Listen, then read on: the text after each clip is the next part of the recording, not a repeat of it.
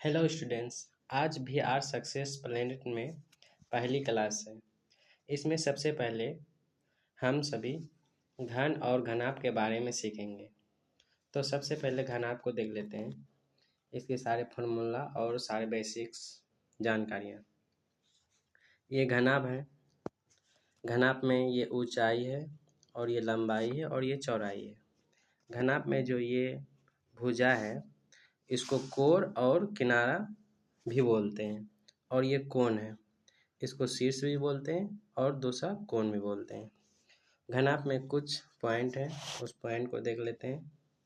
सबसे पहले पॉइंट है, घनाभ में किनारा या कोर या भुजा की संख्या जो होता है वो 12 होता है।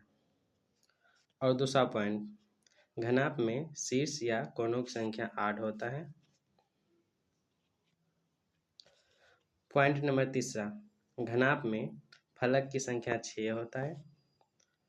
और घनाभ का जो फॉर्मूला होता है, क्षेत्रफल, आयतन, ये सारी आगे देख लेते हैं। जैसे घनाभ का कुल या संपूर्ण पृष्ठ क्षेत्रफल होता है 2 into LB plus BH plus HL।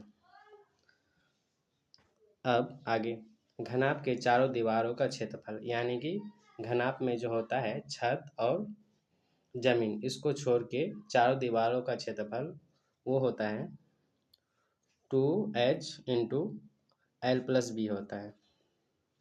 घनाभ का जो आयतन होता है लंबाई गुना चौड़ाई गुना ऊंचाई होता है। और आगे घनाभ का विकर्ण रूट अंदर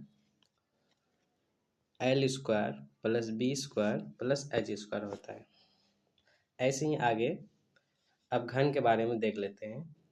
घन में क्या क्या होता है, जैसे घनाभ में होता है वैसे घन में ही होता है, लेकिन इसमें अंतर ये है, जो घनाभ में लंबाई चौड़ाई ऊंचाई जो होता है वो अलग अलग होता है, और घन में सारा भुजा आपस में बराबर होता है, जैसे लंबाई बराबर चौड़ाई बराबर ऊंचाई होता है। घनाभ में भी होता है किनारा शीर्ष होता है, और घन में जितना होता है उतना घनाभ में भी होता है, किनारा कोर भुजा आपस में बराबर होता है। जैसे पहला पॉइंट देख लेते हैं, घन में सभी भुजा आपस में बराबर होते हैं, और घन में किनारा कोर भुजा की संख्या होता है, इसमें भी 12 होता है। घन में शीर्ष और कोनों की संख्या होता है 8 होता है। घन में जो फलक होता है इसमें भी 6 होता है। और घन का जो कुल पृष्ठ क्षेत्रफल होता है 6 गुना भुजा स्क्वायर होता है। घन का जो पार्श्व पृष्ठ क्षेत्रफल यानी चारों दीवारों का क्षेत्रफल एक साथ होता है वो 4 गुना भुजा स्क्वायर होता है।